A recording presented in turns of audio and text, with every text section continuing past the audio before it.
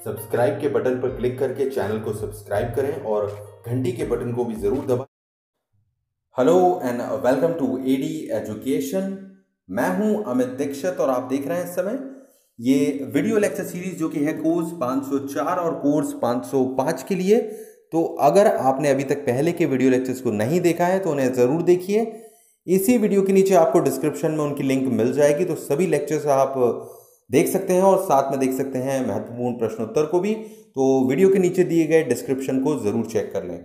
आज इस लेक्चर में हम आगे बढ़ते हैं और कवर करेंगे अगले टॉपिक को, जो कि है कोर्स 505, माफ कीजिएगा कोर्स 504 का ब्लॉक 2 का ये यूनिट है 5, यानी कि इकाई 5 के टॉपिक को हम कवर करेंगे। गणित का ये कोर्स चल रहा है, कोर्स 504।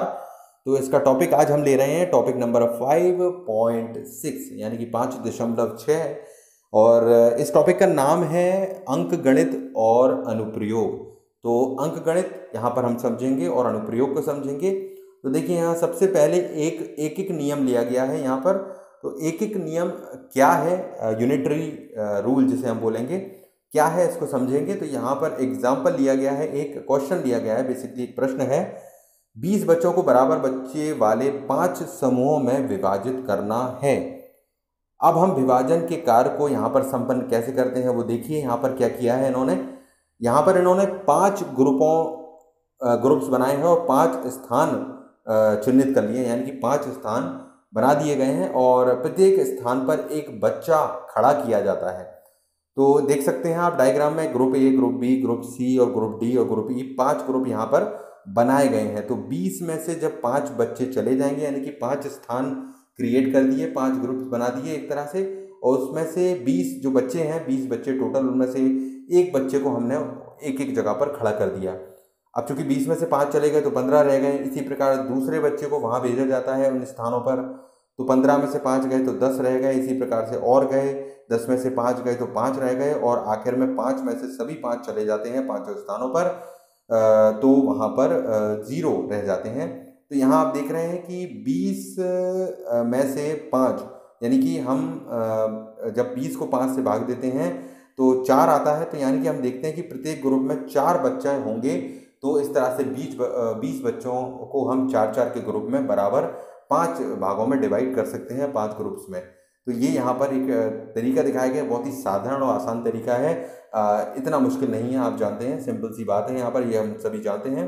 तो 5 समान ग्रुपों में 20 बच्चों को डिवाइड करने के लिए हमें उन्हें 4-4 के ग्रुप में बांटना होगा। ये कोई बड़ी चीज़ तो है नहीं, तो आप समझ गए होंगे। अब अगले उदाहरण की तरफ चलते हैं। यहाँ बताया गया कि मान लीजिए 5 बर्तनों में 20 लीटर दूध हो और एक बर्तन में 20 लीटर, माफ कीजिएगा, यहाँ पर एक क्वेश्चन है कि समान साइज वाले 5 बर्तनों में 20 लीटर दूध हो तो एक बर्तन में कितना दूध होगा। तो एक तरह का प्रश्न है ये। यहाँ पर डायरेक्ट इस तरह के प्रश्न में जो 5 बर्तन लिए हैं उसमें 20 लीटर दूध है, तो एक बर्तन का ज्ञात करना है। तो हम 5 को 20 से भाग कर देंगे, इसको डिवाइड कर देंगे, तो 4 लीटर हमको प्राप्त हो जाएगा, 4 इसका आंसर होगा। इसी प्रकार से अगला प्रश्न है, 5 मीटर पट्टी का मूल्य अगर 20 रुपये है तो 1 मीटर पट्टी का मूल्य कितना होगा। तो यहाँ भी हम 5 को 20 से डिवाइड कर देंगे तो 4 रुपये हमको प्राप्त होगा, जो कि 1 पट्टी का मूल्य हो जाएगा। तो इसी प्रकार के अन्य कई एग्जाम्पल हम ले सकते हैं। मान लीजिए एक कुछ ऐसी चीज़ें हैं जिनको हम समझ सकते हैं। एक पेन का मूल्य 8 रुपये है तो 3 पेन का कितना होगा। ये बहुत ही सिंपल चीज़ें हैं, यहाँ पर हम बता सकते हैं। तो 8 को 3 से गुणा कर देंगे तो जो राशि आएगी वो होगी 3 पेन का मूल्य, तो 24 रुपये जो कि दिखाया गया है। बहुत ही साधारण कैलकुलेशंस की बात कर रहे हैं ये लोग यहाँ पर। और आगे क्वेश्चन पे है कि यदि नमक के पैकेट पर का भार 600 ग्राम है और नमक के 4 पैकेटों का भार 600 ग्राम है, मतलब यहाँ पर यदि एक क्वेश्चन है कि यदि नमक के एक पैकेट का भार 600 ग्राम है तो नमक के 4 पैकेटों का भार कितना होगा। तो यहाँ पर उस हिसाब से कैलकुलेशन की गई है। तो यहाँ पर 4 पैकेटों का भार होगा 2400 ग्राम। तो ये एक सिंपल क्वेश्चंस हैं, ये देख सकते हैं। तो इस तरह के एग्जाम्पल दिए गए हैं। तो यहाँ बताया गया है कि इस तरह की चीज़ों की चर्चा की है कि मान लीजिए अगर बर्तनों की संख्या होगी तो उसकी धारिता, यानी कि कितना वो चीज़ें रख सकता है, उसकी वेरिएबल की बात की जाएगी। लंबाई होगी तो उसका मूल्य को तुलना कर रहे हैं। पैकेटों की संख्या के अनुसार भार बढ़ रहा है और मर्तबनों की संख्या के अनुसार यहाँ पर धारिता बढ़ रही है। तो यहाँ पर देखिए बताया गया है कि जितने गुना पहली चर राशि यानी कि पहला वेरिएबल होगा उतनी ही गुना दूसरी राशि बढ़ेगी। तो इसको साधारण शब्दों में समझें कि बर्तनों की संख्या दुगनी है तो उनकी धारिता यानी कि किसी चीज़ को रखने की क्षमता भी दुगनी हो जाएगी। यदि लंबाई यहाँ पर 3 गुनी हो गई है किसी चीज़ की, तो उसका मूल्य जो है, उसकी कीमत जो है वो भी 3 गुना हो जाएगी। तो एक सिंपल चीज़ है कि अगर क्वांटिटी कम है उसको बढ़ाएंगे तो उतनी ही ज़्यादा जो भी उसकी दूसरी राशि होगी या दूसरी वेरिएबल होगा उसी अनुसार बढ़ेगा, चाहे वो मूल्य हो, धारिता हो, भार हो, ये देख सकते हैं। तो इसी प्रकार की बात यहाँ पर की है। तो यहाँ पर बात निकल के 2 पॉइंट आते हैं सामने। जब हमें अनेक के लिए ज्ञात होता है और एक के लिए परिकलित करना है तो हम भाग देते हैं, यानी कि हमें कई के लिए ज्ञात है और हम जानना चाहते हैं कि एक के लिए क्या होगा, यानी कि तो उस इस तरह के केस में हम भाग देते हैं। इसके क्वेश्चंस आगे आएंगे तो आप समझ जाएंगे। जब हमें एक के लिए ज्ञात होता है यानी कि एक की मात्रा याद है, मान लीजिए कोई व्यक्ति एक दिन में इतना काम करता है तो 5 व्यक्ति उसको कितने दिन में करेंगे, तो इस तरह की चीज़ है। तो जब हमें एक के लिए ज्ञात होता है और अनेक के लिए हमको परिकलित करना होता है, प्राप्त जानना होता है, तो हम गुणा करते हैं। तो ये दोनों पॉइंट आप याद रखें। जब अनेक का दिया हो और एक के लिए ज्ञात करना हो तो भाग, और एक के लिए दिया हो और अनेक के लिए ज्ञात करना हो तो हमें गुणा करना होता है, जो भी हमको इक्वेशन दी गई है। तो चर राशियों के इस तरह के चीज़ों को जिसमें एक गुना होती है उतने गुना दूसरी होती है, तो उसको अनुलोम विचरण कहा जाता है। ये यहाँ पर बताया गया है। इसी तरह से तो ये चीज़ आप यहाँ पर समझ गए होंगे क्या होता है यहाँ पर। अब हम चलते हैं यहाँ पर प्रतिलोम विचरण की तरफ। प्रतिलोम विचरण क्या होता है इसको हम समझ लेते हैं। तो देखिए यहाँ पर प्रतिलोम विचरण के बारे में जो बात की गई है वो ये है कि प्रतिलोम विचरण वाली चर राशियाँ क्या हैं, यानी कि कौन से वेरिएबल हैं। तो रिवर्स जिसे बोलते हैं, इनवर्स यहाँ पर बात की जा रही है। और मान लीजिए एग्जांपल से समझेंगे आप इसको। 3 कारीगर हैं जो किसी कार्य को 5 दिन में पूरा करते हैं। यदि एक कामगार अकेला उस कार्य को करे तो उसे कितना, उस कार्य को पूरा करने में कितना समय लगेगा। तो यहाँ पर एग्जाम्पल इसका उदाहरण दिया गया, उत्तर दिया गया है इसका कि 5 + 5 + 5, या फिर 5 को 3 से गुणा कर दीजिए तो 5 × 3 = 15 हो जाएगा। तो 15 दिन लगेंगे हम एक व्यक्ति को, एक कारीगर को वो काम करने में, जो कि 3 व्यक्तियों को 5 दिन लग रहा था। तो ये एक सिंपल क्वेश्चन है जो आप समझते जाइए। ये आपने पहले से काफ़ी पढ़ रखा है, आप सभी शिक्षक हैं, बस कॉन्सेप्ट क्लियर करते जाइए, बहुत मुश्किल नहीं होगा ये। आगे दिया गया है, यदि 8 व्यक्ति भोजन की किसी मात्रा को 5 दिन में ख़त्म करते हैं तो एक व्यक्ति उस मात्रा को कितने दिन में ख़त्म करेगा। तो जैसा कि मैंने आपसे अभी बताया था कि यहाँ पर बात की जा रही है अनेक के बारे में दिया गया है, एक के बारे में पूछा गया है, तो गुणा करते हैं। तो सिंपल है, यहाँ 8 को 5 से गुणा कर देंगे तो 40 हमको प्राप्त होगा। तो एक व्यक्ति उस सारे भोजन को 40 दिन में ख़त्म कर पाएगा। इसी तरह से और 2 एग्जाम्पल दिए गए हैं। यदि एक व्यक्ति किसी कार्य को 24 दिन में पूरा करता है तो 3 व्यक्ति उस कार्य को कितने दिन में पूरा करेंगे। तो यहाँ दूसरा नियम लागू हुआ। यहाँ एक के बारे में दिया गया है और अनेकों के बारे में हमको पता करना है, तब हम भाग देते हैं। तो सीधा 24 को 3 से भाग दे देंगे तो हमें 8 दिन आएंगे, जो कि यानी कि 3 व्यक्तियों को उस कार्य को पूरा करने में 8 दिन लगेंगे। तो यहाँ पर ये चीज़ें बताई हैं। थर्ड है, यदि एक व्यक्ति भोजन के किसी भंडार को 30 दिन में ख़त्म करता है, यानी एक की बात की जा रही है, तो 5 उसको कितने दिन में ख़त्म करेंगे। तो फिर से यहाँ भाग देना होगा 30 को 5 से, तो यहाँ 6 प्राप्त होगा। तो 6 होगा इसका आंसर कि 6 दिन में 5 व्यक्ति इस काम को, इस भोजन को, भंडार को समाप्त कर देंगे। तो यहाँ पर देखिए सिंपल सी बात बताई गई है कि भोजन के किसी भंडारे को समाप्त करने के लिए व्यक्तियों की संख्या और समाप्त करने के लिए लिया जाने वाला समय, तो ये 2 चीज़ें यहाँ पर महत्वपूर्ण हैं। यदि प्रथम चर राशि दुगनी हो जाए की जाए तो दूसरी आधी हो जाती है। ये आप देख रहे हैं यहाँ पर ये कुछ नियम निकल के आए हैं। यदि एक राशि जो एक तरफ दी गई है वो अगर दुगनी कर दी जाए तो वो दूसरी आधी हो जाती है। यदि प्रथम चर राशि यानी कि प्रथम वेरिएबल जो है पहला, वो अगर 1/4 हो तो दूसरा उसका 4 गुना हो जाता है। तो एग्जाम्पल से आप देख रहे हैं ऊपर, और इसी को प्रतिलोम विचरण वाले युग्म कहा जाता है। तो ये आप समझ गए होंगे कि प्रतिलोम विचरण वाले कोण यहाँ पर क्या होते हैं, उसकी यहाँ पर एक तरह से बात की गई है कि प्रतिलोम विचरण गुण ये क्या होता है। तो ये चीज़ आपको क्लियर हो गई होगी। अब हम इसके आगे की तरफ चलेंगे कि ये क्या है। तो यहाँ वेरिएशन की हमने बात कर ली, डायरेक्ट वेरिएशन और इन्वर्स वेरिएशन, एक तरह से प्रतिलोम विचरण, और इससे पहले हमने समझा जो दूसरा वाला, तो वो हमने यहाँ पर बात की। तो अनुलोम विचरण और प्रतिलोम विचरण आप समझ गए होंगे। डायरेक्ट वेरिएशन और इन्वर्स वेरिएशन की हमने यहाँ पर बात की है। अब हम चलते हैं काम तथा समय में एक एक नियम का, यानी कि जो यूनिटरी मेथड है, यूनिटरी रूल है, उसका काम और समय के जो प्रश्न हैं उनमें हम कैसे वर्क एंड टाइम के क्वेश्चंस में कैसे उपयोग करेंगे। तो देखिए यहाँ पर एक उदाहरण दिया गया है कि मान लीजिए ए किसी कार्य को 24 दिन में पूरा करता है और बी उसी कार्य को 18 दिन में पूरा कर सकता है। और जब ए और बी ने मिलकर कार्य किया उसके बाद 4 दिन के बाद ए ने कार्य छोड़ दिया। यहाँ पर मिसप्रिंट हुआ है, ये 14 दिन लिखा हुआ है, लेकिन यहाँ पर 4 दिन होगा क्वेश्चन के हिसाब से। तो ये आप करते समय याद रखें, इसको सुधार कर लें। तो ए और बी ने मिलकर कार्य करना आरंभ किया तो 4 दिन के बाद ए ने कार्य छोड़ दिया और कार्य को पूरा होने में कितने दिन का समय लगेगा। तो यहाँ देखिए, यहाँ पर हल इस प्रकार से बताया गया है इसका कि ए एक कार्य को पूरा करता है 24 दिन में, तो हमने ए के एक दिन के कार्य को लिखा 1/24। तो सिंपल है, ये हम करते आ रहे हैं शुरू से ही। एक ए 24 दिन में एक कार्य को पूरा करता है तो एक दिन का कार्य होगा 1/24। बी 18 दिन में एक कार्य को पूरा करता है तो उसके एक दिन का कार्य होगा 1/18। अब यहाँ ए और बी दोनों ने मिलकर जो कार्य किया एक दिन में वो हम टोटल करेंगे। तो ए के एक दिन के कार्य को यानी कि 1/24 को और बी के एक दिन के कार्य को यानी कि 1/18 को जो हमने ऊपर लिखा है उसको यहाँ पर जोड़ा जाएगा। और जोड़ने में वही नियम लागू होगा जो हमने इससे पहले के लेक्चर्स में समझा है। 24 और 18 जो नीचे दिए गए हैं उनका एलसीएम यहाँ पर लिया जाएगा जो कि 72 होगा और इसको हल करने पर हमें 3 + 4 और 7/12 हमको राशि प्राप्त होगी। ये परिमेय संख्याओं को हल करने का तरीका है जोड़ने का, जो हमने पहले के लेक्चर्स में समझा है। तो इस तरह से 7/12 एक और बी के द्वारा मिलकर एक दिन में किया गया कार्य है 7/72। और ए और बी के द्वारा अब 4 दिन में कितना काम किया जाएगा। तो 7/12 को जब हम 4 से गुणा कर देंगे तो हमें उनके द्वारा किए गए 4 दिन का काम मिल जाएगा। तो ए और बी ने मिलकर 4 दिन में जो काम किया है वो होगा 4/18। यहाँ ऐसे आया है कि 4 को 72 को 4 से काटा गया है 72 को, तो 18 आ गया है। 4 आप देख रहे हैं यहाँ पर 4 × 7/72 है, तो यहाँ पर 7/18 आ गया है, 7/18 आ गया है। तो ये है वो कार्य जो 4 दिन में ए और बी ने पूरा किया 7/18।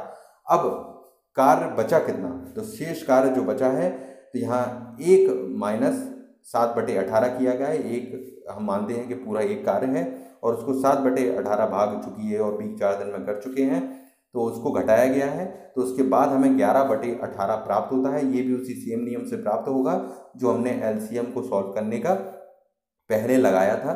यहाँ घटाने वाला नियम लागू होगा तो ये हमको 11/18 ये राशि, ये परिमेय संख्या यहाँ पर प्राप्त होगी। तो ये वो कार्य होगा जो बचा हुआ है, जो अभी करना है। ये आप समझ गए होंगे। अब बी के द्वारा एक दिन में किया गया कार्य उसके बाद लिया गया है 1/18 जो हमको पता है, हम ऊपर जानते हैं क्वेश्चन में। अब 11/18 कार्य जो बचा हुआ है उसको पूरा करना है बी को। तो बी इस कार्य को करने में कितना समय लेगा, क्योंकि ए 4 दिन के बाद कार्य छोड़ चुका है और बी के साथ जो मिलकर कर रहा था। तो अब बचा हुआ कार्य बी को पूरा करना होगा। तो बचा हुआ कार्य है 11/18। अब चूंकि बी एक दिन में 1/18 कार्य का काम करता है तो इसके हिसाब से जो क्वेश्चन बनेगी, तो यहाँ पर देखिए एक दिन का काम बी का दिया गया है कि बी एक दिन का काम करता है 1/18। तो 11/18 कार्य को वो कितने दिनों में पूरा करेगा। तो ऐसे केस में एक का दिया है, ज़्यादा का प्राप्त करना है तो हमको इसको भाग देना होगा। तो 11/18 को भाग देंगे हम 1/18 से। तो जब एक परिमेय संख्याओं को भाग देते हैं तो आप जानते हैं कि वो उल्टी रिवर्स में आ जाती हैं। तो यहाँ 11/18 है और गुणा में आ जाती हैं, तो भाग में थी तो यहाँ पर गुणा होकर 18/1 हो गया जो कि 1/18 था। तो इस प्रकार से 18 और 18 को काट दिया गया है और 11 हमको प्राप्त होता है। तो 11 दिन ये हो गए। तो बी द्वारा बचा कार्य 11 दिन में किया जाएगा और 4 दिन पहले ही लग चुके हैं। तो इस तरह से 11 और 4 को जोड़कर ये 15 दिन में ये काम पूरा हो जाएगा। तो ये होगा इसका आंसर। 4 दिन ए और बी ने मिलकर कार्य किया और बचे हुए काम को बी करेगा 11 दिन में। तो इस तरह से 15 दिन इस काम को पूरा होने में लगेंगे। तो सिंपली आपको समझ में आ गया होगा। क्वेश्चन अच्छा था। इस तरह के प्रश्न आपसे मैथ्स के पूछे जाएंगे, तो आप इस तरह की चीज़ों को प्रैक्टिस ज़रूर कीजिएगा। और यहाँ पर एक नियम इस तरह से बताए गए हैं इसी चीज़ को लेकर जो हमने ऊपर सॉल्व किया है कि एक एक नियम यानी कि यूनिटरी रूल के द्वारा यहाँ पर कुछ 2 पॉइंट निकल के आए हैं कि इकाई समय में किया गया कार्य यानी कि किसी समय में किया गया कार्य एक दिन में, यानी कि हम कह सकते हैं। तो इसका फॉर्मूला बनाया है, किया गया कार्य जितना किया और कार्य को करने में लिया गया समय, इस फॉर्मूले में रखें हम और दूसरा है वांछित समय, यानी कि कितना समय लगेगा उस किसी कार्य को कंप्लीट करने में। तो किया जाने वाला कार्य हम लिखेंगे, कितना काम हमको करना है, और एक समय में किया गया कार्य कितना है, यानी कि एक दिन में इकाई समय में किया गया काम। तो यही हमने किया था। ये देखिए 11/18 को भाग दिया था 1/18 से, तो इससे हमें वो समय प्राप्त हो गया था। तो ये बस कुछ नहीं है, ऊपर सॉल्यूशन दिया गया और नीचे वो जो फॉर्मूला एक तरह से निकल के आया है वो यहाँ पर बताया गया है। तो ये सिंपल था, समझ गए होंगे आप। इनकी तरह के सवालों को और प्रैक्टिस कीजिएगा जो आपको मिल जाएंगे आसानी से। आगे यहाँ बताया गया है प्रतिशतता का परिकलन। अब प्रतिशतता क्या होती है, देखिए प्रतिशत यानी कि परसेंटेज से क्या अभिप्राय है, 100 में से, यानी कि 100 में से हम कोई चीज़ कैलकुलेट करते हैं 100% में से, तो इसका उपयोग कब किया जाना चाहिए। देखिए अब मान लीजिए ए और बी दो विद्यार्थी हैं, एग्जाम्पल दिया गया है, और ए के जो अधिकतम अंक हैं वो 80 में से उसने 64 अंक प्राप्त किए हैं, यानी कि 80 अंकों की परीक्षा में 64 अंक लाया है वो। और बी जो अंक लेकर आया है 63 है 75 अंकों वाली परीक्षा में, यानी कि 75 में से 63 नंबर आए हैं उसके। और जो ए है वो 80 अंकों वाली परीक्षा थी, तो उसमें से 64 80 में से लेके आया है। अब यहाँ पर हमको ये बताना होगा कि अगर किससे पूछे कि किसका प्रदर्शन ज़्यादा अच्छा है, तो यहाँ हम आसानी से नहीं बता सकते, क्योंकि यहाँ पर जो अंक हैं जितने में से प्राप्त हुए हैं वो अलग अलग हैं। एक को 80 में से 64 मिले हैं, दूसरे को 75 में से 63 मिले हैं। तो इसको ऐसी स्थिति में हम कुल 100 अंक पर विचार करते हैं, यही होता है प्रतिशत का सिस्टम। तो देखिए यहाँ पर सॉल्यूशन दिया गया है कि ए को कुल 80 में से 64 अंक प्राप्त किए हैं। तो चूंकि ए कुल 100 अंकों में से, अब यहाँ 100 लेकर हम चलेंगे, तो 100 अंकों में से ऐसे एक इक्वेशन बनाई है, 80 में से 64 मिले हैं तो 64/80 इंटू 100। तो ए कुल 100 अंकों में से 64/80 इंटू 100 अंक को हम सॉल्व करते हैं तो 80 अंक प्राप्त करेगा। इस इक्वेशन को सॉल्व करेंगे, क्योंकि 100 लेकर चलना हमारे लिए सही होगा, नहीं तो हम सही आंसर नहीं निकाल पाएंगे। तो 80 मिले। अब इसी प्रकार से बी को 75 में से 63 मिले हैं, तो 63/75, और बी 100 अंकों में से ले रहे हैं तो 100 का इंटू यहाँ पर करेंगे, तो इस प्रकार से 84 अंक हम यहाँ को प्राप्त होंगे। तो ऐसे केसेस में हमें 100 मानकर चलना होता है, जब ऐसे अलग अलग अंक दिए हों और एक ही समान राशि में से अंक प्राप्त ना हुए हों। तो इसी तरह से आप समझ सकते हैं समान अंक नहीं थे। तो यहाँ पर साफ निकल कर आया है कि बी का प्रदर्शन यहाँ पर अच्छा रहा है, क्योंकि 84% उसको अंक प्राप्त हुए हैं। तो इस तरह से हमने 100 के आधार पर प्रतिशत निकाला। अब यहाँ पर देखते हैं हम चीज़ें निकल कर आई हैं कि प्रतिशतता एक संख्या की से दूसरी की तुलना होती है, यानी कि हम एक चीज़ को दूसरी तरफ से तुलना कर रहे हैं, और तुलना करते समय दूसरी संख्या को 100 लेते हैं, तो यानी कि 100 लेकर चलेंगे तभी वो चीज़ होगी, अगर अलग अलग परसेंटेज दी हैं। तो एक नियम आ रहा है यहाँ पर निकल के कि अगर P की Q से हमें तुलना करनी है, यानी कि P कोई राशि है उसकी Q से तुलना करनी है दूसरी राशि से, तो हमें P/Q इंटू 100%, यानी कि 100 का ये वाला फॉर्मूला लगाना होगा, तो हमें वो परसेंटेज प्राप्त हो जाएगा इससे कि कितना परसेंट सामने वाले का आया है। तो ये एक फॉर्मूला याद रखें जब किसी चीज़ की तुलना करने जा रहे हैं इस तरह से। तो ये क्लियर हो गया होगा आपको। अब चलते हैं इसका उपयोग क्या क्या है। देखिए अब प्रतिशत एक ऐसा टॉपिक है जिसका परसेंटेज, जिसका कई चीज़ों में उपयोग है। लाभ हानि, यानी कि प्रॉफिट एंड लॉस के लिए जब कोई चीज़ बेचते हैं खरीदते हैं, तो जैसे यहाँ पर बताया गया है कि लाभ हानि के केस में लाभ अगर 12% है तो इसको हम ये बोलते हैं कि लाभ क्रय मूल्य का, यानी कि परचेज वैल्यू का 12% है। इसी प्रकार से जब कोई लोन देते हैं तो ब्याज मूलधन के प्रतिशत के रूप में व्यक्त किया जाता है। जैसे ब्याज की दर 10% है तो हम कहेंगे कि एक वर्ष में ब्याज मूलधन के 10% के बराबर होगा। तो मूलधन की 10% जितना होगा उतना आपको 1% एक साल में ब्याज देना होगा। तो इसी तरह से मतलब एग्जाम्पल दिए गए हैं। इसी प्रकार से उपज में कमी या वृद्धि को दर्शाने के लिए भी इसको प्रतिशत के रूप में व्यक्त करते हैं। तो कुछ फॉर्मूले यहाँ लाभ हानि के, प्रॉफिट एंड लॉस के बताए गए हैं, जो हम सभी शुरू से सीखते आ रहे हैं। आप भी आसानी से समझ लेंगे, इसको कोई मुश्किल नहीं होगी। तो लाभ और हानि का फॉर्मूला है, लाभ का है विक्रय मूल्य माइनस क्रय मूल्य।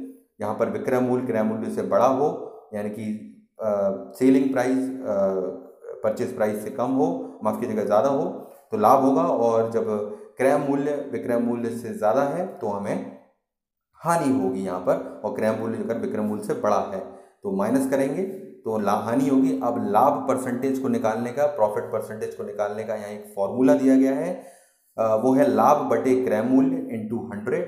तो और लाभ निकालने के लिए हम जानते हैं कि विक्रय मूल्य में से क्रय मूल्य को घटाते हैं। तो ये है फॉर्मूला जो हमने निकाला। तो पहले लाभ निकाली जाएगा, फिर उसके बाद लाभ परसेंटेज निकालने के लिए फॉर्मूला डायरेक्ट आप लगा सकते हैं। और हानि परसेंटेज के लिए भी सेम है, हानि बटे क्रय मूल्य इंटू 100। हानि पहले निकाली है, यानी कि क्रय मूल्य को विक्रय मूल्य में से घटाकर हानि निकाल सकते हैं, लॉस निकाल सकते हैं, और फिर परसेंटेज के इस फॉर्मूले में लगाकर आप लॉस परसेंटेज निकाल सकते हैं। तो ये फॉर्मूले हम शुरू से पढ़ते आ रहे हैं, बच्चों को पढ़ा रहे हैं, तो कोई मुश्किल नहीं है, यही आपको समझना है। तो यहाँ पर कुछ चीज़ें बताई गई हैं कि मान लीजिए वस्तु को खरीदने में, उसको ढोने में कोई खर्चा हुआ, कोई और एक्सपेंस हो गए, तो क्रय मूल्य निकालने के लिए हमें उसमें से वो खर्चों को जोड़ना होता है, तब हमें वास्तविक क्रय मूल्य यानी कि परचेज वैल्यू पता चल पाती है। तो इसलिए विक्रय मूल्य और क्रय मूल्य यानी कि परचेज प्राइस और सेल प्राइस के को ज्ञात करने के लिए हमें ये दो फॉर्मूले यहाँ पर दिए गए हैं। विक्रय मूल्य अपॉन 100 प्लस लाभ परसेंटेज इक्वल टू क्रय मूल्य अपॉन 100, और इसी प्रकार से हानि का दिया गया है विक्रय मूल्य अपॉन 100 माइनस हानि परसेंटेज इक्वल टू क्रय मूल्य अपॉन 100। तो ये है विक्रय मूल्य और क्रय मूल्य ज्ञात करने का फॉर्मूला। ये सभी फॉर्मूले एक दूसरे से इंटीग्रेटेड हैं। जब कोई चीज़ ज्ञात करनी होगी तो आपको लाभ भी ज्ञात करना होगा, लाभ परसेंटेज भी निकालना होगा, और जब विक्रय मूल्य क्रय मूल्य निकाल रहे हो तो दोनों की आवश्यकता होगी। तो ये फॉर्मूले आपको प्रॉफिट एंड लॉस के क्वेश्चंस में बहुत काम देंगे। तो इस तरह की चीज़ों को आप समझ लें, जो आप पहले से भी जानते होंगे, प्रैक्टिस करके जाएं इसके तरह के प्रश्नों की, ये मेरा आपको सजेशन है। आखिरी पॉइंट की तरफ चलते हैं, ब्याज के कॉन्सेप्ट को समझते हैं। तो ब्याज को तो हम सभी समझते हैं, बैंकों में सब पैसा रखते हैं, ब्याज किस तरह से लिया दिया जाता है, हम किसी को धन उधार देते हैं या जमा करते हैं, या कितने समय के लिए धन दे रहे हैं, तो इन चीज़ों को हमको ध्यान रखना होता है। तो यहाँ पर सिंपल है, शॉर्ट में बताया गया है कि यहाँ पर जो मूलधन है, जो आप राशि है, उसको पी कहा जाता है। टी यानी वर्ष होते हैं, और आर मतलब परसेंटेज, कितने परसेंटेज पर ब्याज मिलेगा या दिया जाएगा। तो इस तरह की चीज़ है, ये सिंपल चीज़ है। साधारण ब्याज के फॉर्मूले को आप सभी शिक्षक जानते ही हैं, तो वही यहाँ पर बताया गया है। उसी के एक फॉर्मूला जो हम जानते हैं, इंटरेस्ट का फॉर्मूला होता है P into R into T, मूलधन इंटू रेट ऑफ इंटरेस्ट जो ब्याज की दर है इंटू समय अपॉन 100। तो ये होता है फॉर्मूला ब्याज निकालने का, वो यहाँ पर बताया गया है। और साथ में मिश्र धन यानी कि ए निकालने का फॉर्मूला होता है A equal to P plus 1 upon R T upon 100। तो ये फॉर्मूलों से आप सभी वाकिफ़ हैं।